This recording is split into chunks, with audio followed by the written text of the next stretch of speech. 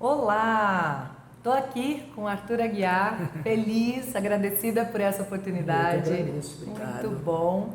Para falar sobre um assunto que eu adoro, que é Montessori. Todo mundo que acompanha já sabe do meu carinho, da minha paixão e da minha profundidade na busca e nos estudos sobre Montessori. E eu descobri que o Arthur Aguiar foi aluno Montessori, né? Estudou aí até a quarta série, então todo o ensino infantil e até a quarta série em escola montessoriana. E fiquei com vontade de saber mais sobre isso. E nunca tive a oportunidade de falar, na verdade, sobre isso. Olha só, né? Então, Legal. apesar da vida pública, de tantas coisas que já devem ter te perguntado. Com certeza, mas nunca chegamos a entrar nesse assunto de como foi a minha educação, de onde surgiu, o que eu fiz, onde eu estudei. Eu acho que eu mencionei, mas eu acho que eu nunca me aprofundei, assim, para explicar de fato o que é, né? Que legal, que legal. Então, legal que eu tô tendo essa oportunidade aqui pra gente falar um pouquinho. Que bacana. Então é isso, vamos bater um papo, me conta um pouquinho sobre como essa educação em escola montessoriana fez diferença para você, qual foi a tua experiência com isso? Então, eu acho que é o que a gente estava falando antes, né? Eu acho que apesar de eu não ter estudado tanto tempo, assim, até onde eu gostaria, pelo menos, que era o ensino médio, eu acho que foi muito importante, eu acho que eu estudei num momento muito importante, que foi quando eu era criança, né, até a quarta série, né, que eu estava formando ali o meu caráter, a minha personalidade, estava começando a conhecer e ter noção das coisas, e o fato de eu poder experienciar mais as coisas, sabe, poder abrir o olhar, ter um olhar mais atento para o próximo, ter mais cuidado com as minhas coisas e com as coisas dos outros, saber que eu tenho que cuidar não só do que é meu, mas do que é dos outros, saber o valor das coisas, sabe? Você falou já várias coisas aí que me chamam muito a atenção. Primeiro, você falou da possibilidade de experienciar, né? Montessori teve um árduo trabalho de tornar concreto tudo que é abstrato, todas as ideias abstratas. Então, você vai aprender, por exemplo, a parte da língua portuguesa, ela tem símbolos, né? Ela tem tudo para você entender. Por exemplo, o verbo é um círculo, porque ele se movimenta, ele, né, tem variações, então ele representa o movimento, né? Então, ela teve esse cuidado de tornar concreto tudo aquilo que é ideia abstrata. Então, quando eu fui fazer a formação em Montessori e aprendi matemática do jeito montessoriano, eu falei, uai, se fosse assim eu entendia. Porque esse definitivamente não é meu ponto forte, né? Sim. E eu, apesar de ter sido boa aluna e tal, muita coisa foi na decoreba. Né? E quando eu tive a oportunidade de aprender na formação para professores aí, né, montessoriana, eu falei, gente, por que não me explicaram assim? Né? Então Montessori torna concreto, e isso que você está trazendo agora na tua vivência prática. Sim, era tudo muito experienciado, vivenciado, né? Diferente de aprender tudo numa apostila, né? Que não desmerecemos em nenhum método, em nenhuma coisa, mas é diferente, né? Você aprender no 2D, né? Totalmente diferente. Parece que não... É como se fosse assim, isso eu também tive uma oportunidade maior, assim, eu agradeço muito a minha mãe, que a minha mãe nunca falou pra mim, você não vai fazer isso porque eu não quero. Ela sempre disse, eu acho que você não deve fazer isso por causa disso. Se você fizer, pode acontecer isso. Então isso eu acho legal. E eu acho que o ensino montessoriano, ele tem essa diferença entre o ensino tradicional, que o ensino tradicional, como você não consegue experienciar nada, tudo é isso porque é isso, quase isso porque é. Entendeu? Que é uma reprodução da nossa sociedade. Exatamente. Porque eu sou sua mãe, porque eu tô mandando, Isso. porque as coisas são assim. E não se tem um cuidado de querer explicar, né? Exatamente. O sentido das coisas, porquê, né? O porquê das que você coisas. deveria fazer aquilo. Então, assim, eu acho que a grande... um dos pontos que foram bem impactantes para mim, quando eu mudei de colégio, foi, por exemplo, quando eu ia embora, assim, na primeira semana, e eu vi aquela sala imunda e papel sobrando e cadeira tudo de qualquer jeito, e a maneira e o desespero das pessoas de querer ir embora. Isso foi muito marcante para mim. Bate o sinal, sai aquela Exatamente. galera desesperada, Exatamente. tipo assim, alforria, meu momento de liberdade. Exatamente. E quando eu estudava no colégio montessoriano, eu lembro que tinham que ir lá pegar a gente, falar, vamos, tá na hora de ir embora. Não queria ir embora. Porque você não percebe, né? As coisas vão acontecendo e é gostoso você estar lá. E é prazeroso, não é um sacrifício. É muito legal você estar falando isso. Meu filho estudou um pouquinho, um ano, em escola Montessori. E eu lembro que em uma das reuniões de pais que a gente foi, era dito assim, se a criança não quiser fazer a tarefa naquela hora, vai fazer outra coisa. Não desiste, depois você volta a tentar, mas não obriga.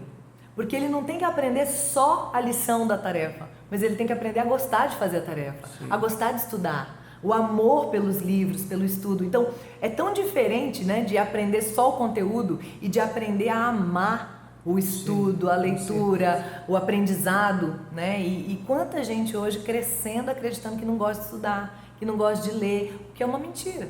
Todo mundo que for ler alguma coisa que lhe interesse, numa linguagem que o atraia, gosta de ler. É impossível não gostar de ler, né? Mas a gente acaba no ensino tradicional, muitas vezes, sendo obrigado a ler uma coisa que não interessa, com uma linguagem não adequada à faixa etária, por exemplo. É o que mais acontece. São livros super difíceis e de histórias que não são para aquele momento. Eu não sei quem foi que determinou que tinha que ser naquele momento. Isso. São histórias interessantes. Claro. Para quem já gosta. Não, e tem seu valor. Sim. Só que talvez a forma como está sendo feito... E o momento. Né, é que está, às vezes, né, também. sendo um contrassenso, na verdade, um desserviço, né, à educação. Aí a criança ou o adolescente lê, não pega ele fala, cara, não gosto de ler. Não gosto de ler, não gosto disso. Ou então não gosto dos autores clássicos. Sim. Ou da literatura clássica, que é mais ainda triste, né, de pensar.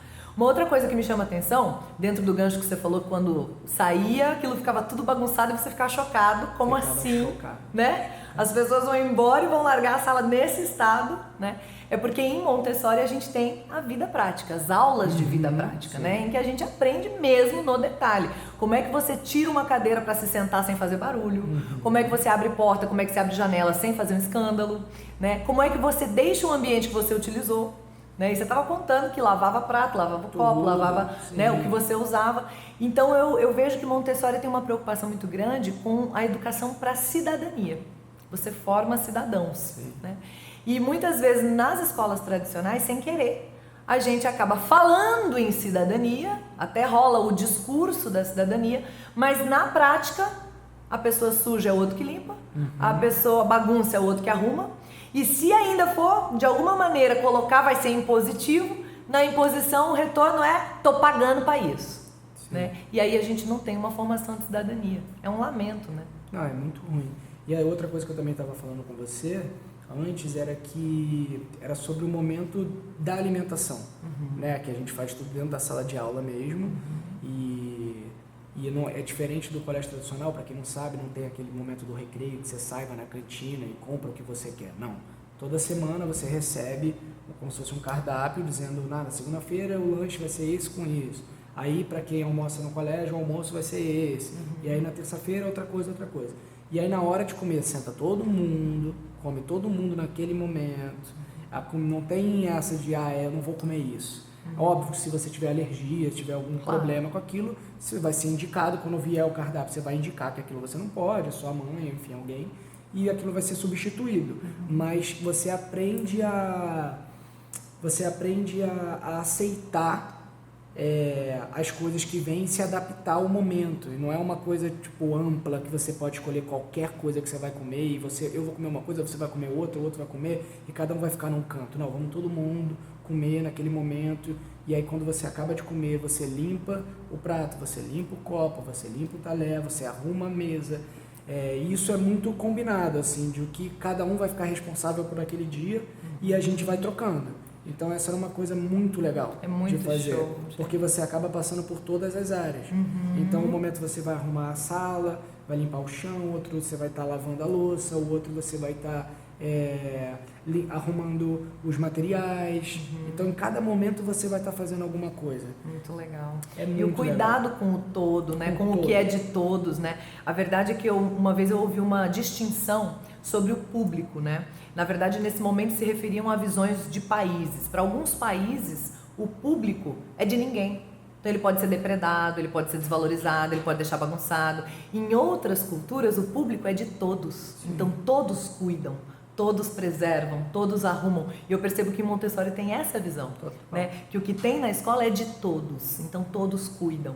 O tempo inteiro. O tempo inteiro. O tempo todo. É muito e aí bonito. Eu acho que eu aprendi também uma coisa, que eu cuido muito do que é meu, mas eu sinto que eu cuido mais ainda de quando não é meu. Com respeito tudo, com qualquer coisa, o outro, sabe?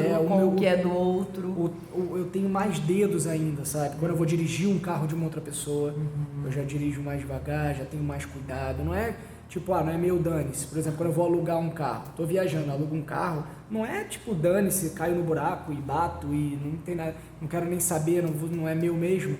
O cuidado é o contrário. É tipo, vou cuidar porque não é meu. Existe uma preocupação com o outro e com o que é do outro, né? Com certeza. É muito interessante isso. E o que a gente vê, na verdade, muitas vezes, aquela competição louca, né? Do ensino tradicional, da cultura nossa, que acaba sendo, em que o que é meu é que é importante, eu tenho que garantir o meu, né? Total. E é muito triste, porque a gente vê, assim, destruições acontecendo, inclusive depois em trabalhos coletivos, em empresas, em coisas, né? Porque a gente falava um pouquinho da organização da escola Montessori, né? Que não é cada um na sua carteira, com o seu trabalho, na sua prova, né? Aquela imagem que ficou famosa do professor que botou as caixinhas assim para ninguém colar. Exatamente. Né? E depois a gente vê, na verdade, em Montessori, os trabalhos muito coletivos. Muito coletivo, né? Muito coletivo. E ele te dá a oportunidade, eu lembro que, assim, pelo menos no meu colégio era assim, você recebia uma folha e você se avaliava. Autoavaliação, né? Sim, autoavaliação. Então, quanto você acha que nessa tarefa você está evoluindo? E aí tinha os meses anteriores para você ver lá. No mês passado eu estava laranja. Agora você acha que você foi para o amarelo ou você já está indo para o vermelho? Aonde você acha que está? E aí você dá a sua opinião, né? Você faz a sua autoavaliação ali e depois a sua orientadora vai fazer a avaliação dela também, dentro do que você fez. Porque é um coletivo mesmo de avaliação. É o que eu penso sobre essa disciplina, como eu estou em relação a isso, quanto quem está conduzindo os trabalhos, que é o guia, né? A gente chama de guia os professores, né? Ele está vendo a minha evolução, né? É muito interessante isso. E uma vez eu escutei uma conversa entre duas crianças que são avaliadas assim. A escola do meu filho é assim também. Tem muito de autoavaliação e do professor que está dirigindo ali o trabalho também. E aí, uma menina que era desse sistema com uma menina de fora, né? Priminha. E a prima falou assim, mas é você que se avalia? Ela falou, é. Você dá a nota pra você mesma? Ela falou, é. É porque você não põe que você sabe tudo. Aí disse que a outra virou com uma cara de espanto pra ela. E por que eu falei, é isso? Porque daí eu não vou aprender. Sim. Por isso que eu não ponho. Sabe, então, essa visão da malandragem, sabe? Do se livrar, do ir embora correndo, porque é ruim, porque é penoso, porque é uma coisa contra, alunos contra os professores, a família contra a escola, não existe. Sim. Né? Então aí você não tem por que mentir, não tem por que fugir, não tem por que enganar. Você sente vergonha, né? Você fala assim, cara, eu não posso botar aqui que eu tô nota 10, eu sei que eu não tô. Então, e qual o objetivo disso? Você não quer se Exatamente, livrar, né? Você quer aprender. Exatamente. Esse você não quer se livrar. O mindset é muito diferente, muito diferente. E é engraçado porque eu estudei, se a gente for parar para pensar, eu estudei mais tempo no colégio tradicional do que no colégio montessoriano. Só que como foi num momento de formação mesmo, da muito primeira importante, infância toda e mais um pouco ainda, mais né? um pouco eu não me perdi, vamos dizer assim, né? Eu não me transformei, né? A base ficou garantida, né? E como a base é base para o que vem depois, ela estava preservada. Eu acho, inclusive, que a gente podia deixar isso como um recado, né? Você estava comentando que muitas mães têm essa dúvida de tipo, mas e depois? Pô, vai estudar só até a 4ª série, depois meu filho vai sofrer. Bom, se a gente parar para pensar, é um dos momentos mais importantes. Então, se aquilo ali for feito com dedicação, né? Se for feito, né, assim, com amor, com carinho, eu acho que vai fazer toda a diferença Garanta a base, né? Garanta alguma Garanta coisa, a base, menos, né? É muito legal. Uma outra coisa que a gente trocou ideia também é aquele fato daquela menina que estudou a vida inteira, até o ensino médio, e depois foi fazer a faculdade fora do sistema montessoriano, né? Certo. E uma das coisas que chocou a reação dela foi assim, como assim? Foi na primeira avaliação, na primeira prova, né? Que não é avaliado em prova no sistema Montessori, até porque como são classes mistas de idades de 3 em 3 anos, então os mais velhos ajudam os mais novos, ensinam os mais novos e nesse momento já podem ser avaliados, né? Já dá pra ver o que eles sabem e o que não sabem, né? E aí ela disse que na primeira entrega de avaliação, os que tiravam notas baixas eram zoados pelos outros. E ela falou, gente, como assim? Eu fui lá querendo ajudar. Pô, o cara tirou uma nota menor que a minha, eu posso, no mínimo, ajudar o cara. Tô vendo que eu tenho uma prova, literalmente, né, real, de que eu posso contribuir. Eu tirei uma nota maior que a dele. Né? Então ela foi já nesse, como eu posso ajudar? E todo mundo zoando, né? Como é diferente a relação entre as pessoas, né? Porque eu acho que é isso, não tem um olhar tão atento para o outro, assim, um cuidado mesmo. Não é coletivo, é muito individual. É um pensamento totalmente individualizado desde o início. E você sabe que Montessori, por quem não vivenciou, algumas pessoas entendem que Montessori é que é muito individualista. Você sabia disso? É mesmo? E eu vou te explicar por quê. Na primeira infância, quando você está na educação infantil, é muito respeitado o interesse da criança. E então ela vai nas prateleiras baixas lá, né? E escolhe o que vai fazer e faz. E os trabalhos coletivos, eles são estimulados pela escola a partir dos 6, 7 anos. Por quê? Porque até os 6, né, até ali o final da primeira infância, você está no processo de se formar como pessoa. E a partir dos 6, 7 é que você começa a querer mais a demanda do trabalho coletivo. E Montessori respeita isso. Primeiro eu me entendo como gente, depois eu olho para o outro. E aí eu faço tudo certinho, eu fico com a minha autoestima preservada e depois eu começo a olhar para o outro e me formo como um indivíduo completo, que cuida de mim, né, que cuida de mim, que cuida de si e que olha também para o outro, que também tem um cuidado com o outro, né? Quando a gente tem as escolas tradicionais, isso daí às vezes não é muito levado em consideração. Aí eu fico no período que eu tô na individuação, ou seja, me, né, formando, olhando para mim, as escolas ficam tentando empresta pro outro, dá pra ele, que também tem em Montessori, mas de um jeito diferente. Em Montessori, por exemplo, é um material por sala. Se você quer usar, você precisa esperar a sua vez. E aí você espera o outro terminar de usar e depois você pode usar, né? E no tradicional, muitas vezes empresta, tá na vez do amigo, tá, e o cara ainda tá se descobrindo. É muita imposição, né? É muito tem que. É muito, você tem que fazer isso agora, você tem que prestar, você tem que estudar, você não pode falar, é muito... O silêncio é o clássico. Silêncio! Depois chega no ambiente de trabalho e fala, as áreas não se comunicam. Tá faltando comunicação. Mas você foi programado a vida inteira escolar para ficar em silêncio, para não conversar. Você era punido quando você tinha diálogo. Isso foi outra coisa que eu senti pra caramba também. Quando eu fui pro colégio tradicional, eu senti muita falta dessa interação. Tipo, que momento que vai ser essa interação? Porque durante as aulas não pode, tem que ficar totalmente silêncio. Um olhando para a nuca do outro? Um olhando para a nuca do outro, não pode falar. O professor fala lá sem parar. Ele não procura saber se eu estou bem, ele não procura saber se eu estou precisando de alguma coisa. É muito complicada essa relação. Não existe uma relação de fato cuidado. Não existe uma relação de saber quem eu sou, como eu estou.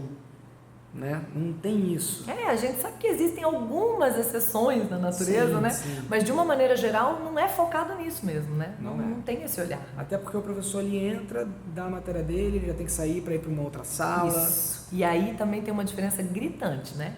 Que em Montessori a sala é dividida em áreas, não o dia.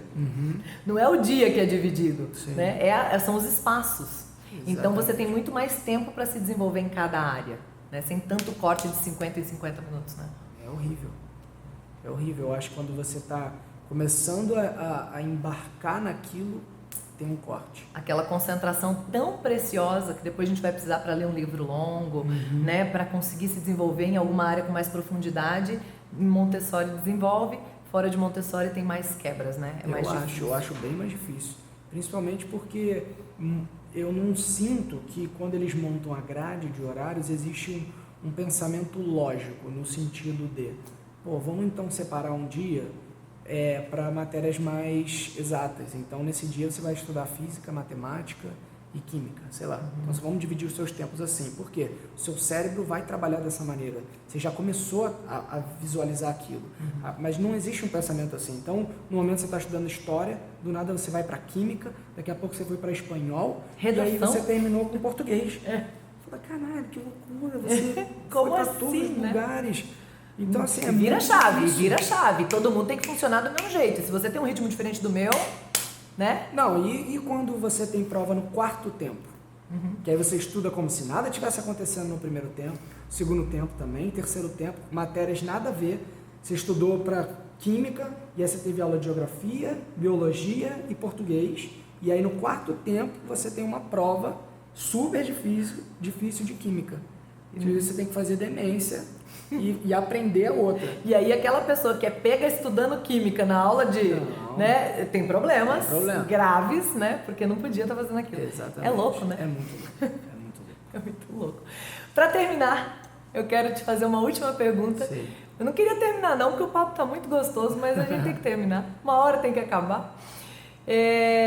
Você é uma pessoa bem-sucedida, né? De sucesso, famosa e que tem aí uma carreira muito legal e que todo mundo vê, né? Um trabalho muito bonito. E o que você atribui de Montessori nesse sucesso? Você acha que tem alguma conexão?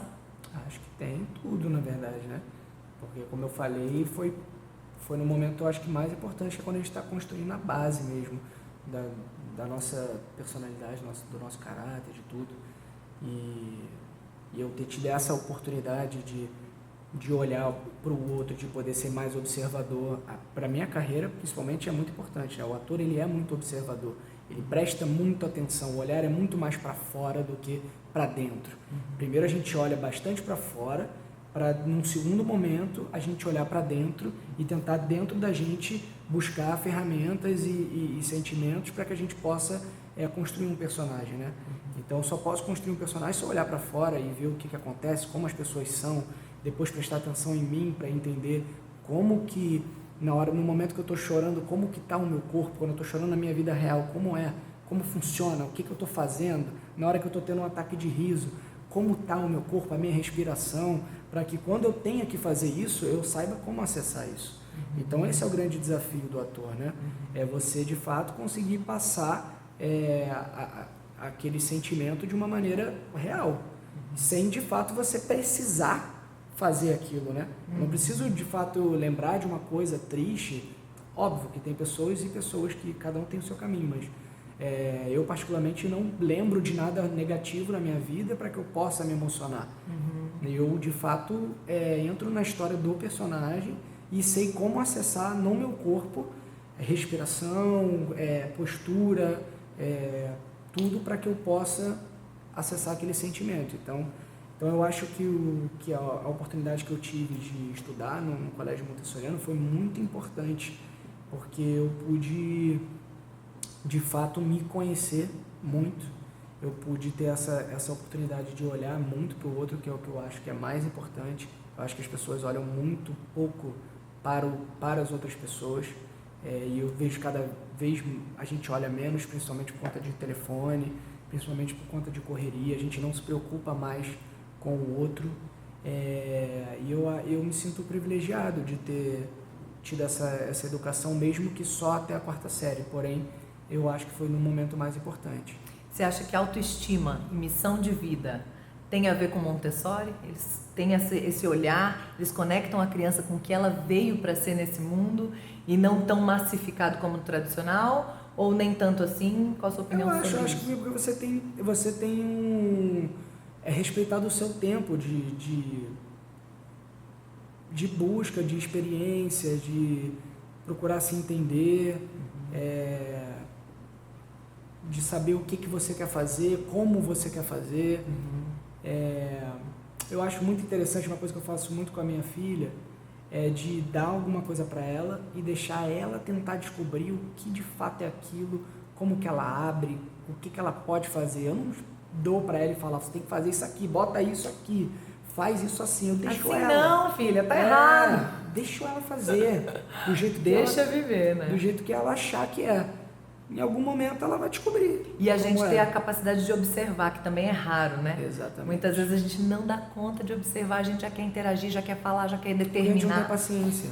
Porque a gente determinou que tem que acontecer num tempo. E daquele jeito que a gente acha que é o único jeito de acontecer, né? Exatamente. Que é o que acontece, por exemplo, num vídeo. A gente determina que tem que ser um tempo X, né? E a gente vai ter que cumprir aquele tempo. Porque as pessoas estão acostumadas a isso.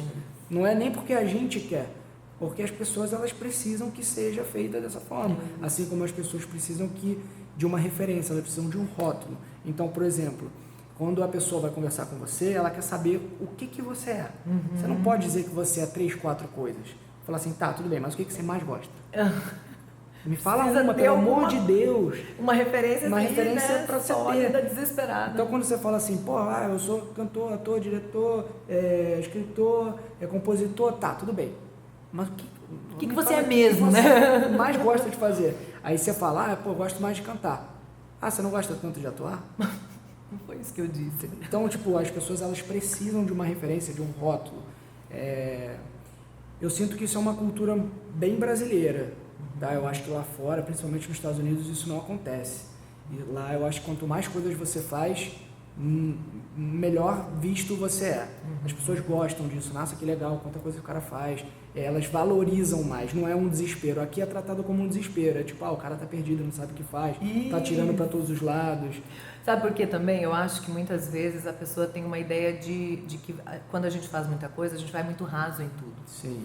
Né? E quando uma pessoa de outra cultura muitas vezes faz muitas coisas, ela tem uma tendência de ir fundo em tudo. Sim. Então é admirado. Mas também porque ela é incentivada desde criança. Isso. Então você vê que nos Estados Unidos, por exemplo, a música ela está totalmente inserida nas crianças. Não é um anexo sempre. na vida, né? Eu falo que no Brasil a arte como um todo é um anexo na vida. Você pode passar sem. E não pode. Não pode. E não pode, né? É porque a arte ela é importante. Você não é porque você teve contato com a arte desde pequeno que você vai ser um artista, mas ela vai te desenvolver no todo. Tantas outras coisas, né? Em o que quer que você vá fazer, se você teve esse contato com a arte, é muito diferente. Na comunicação, né? Dependente da área que você vai trabalhar, que você vai exercer, a comunicação ela é muito importante. E você falou dos Estados Unidos e do Brasil. No Brasil a gente tem umas 50, 60 escolas montessorianas, nos Estados Unidos mais de 4.000. Então talvez também tenha alguma conexão, né? A gente não fez pesquisa para saber, mas fica aí, né? A lançada a ideia de que pode ter também alguma relação. Totalmente. Né? E a gente pode deixar o convite para as pessoas que estão assistindo esse vídeo, delas espalharem, né? Esse conhecimento para que mais pessoas possam saber sobre essas coisas que a gente falou aqui, para que a gente possa, inclusive, aumentar esse número de escolas e que mais pessoas possam se interessar por esse ensino. Demandar, né? Olha, eu quero um ensino assim, que se preocupe com a cidadania, que se preocupe com o ser humano, que ensine o ser humano a olhar para o outro, porque a gente tem lá, né? Aprender a ser, aprender a conviver, aprender a... Aí separa o recreio, o grande e o pequeno, senão o grande mata o pequeno, né? É um negócio horroroso.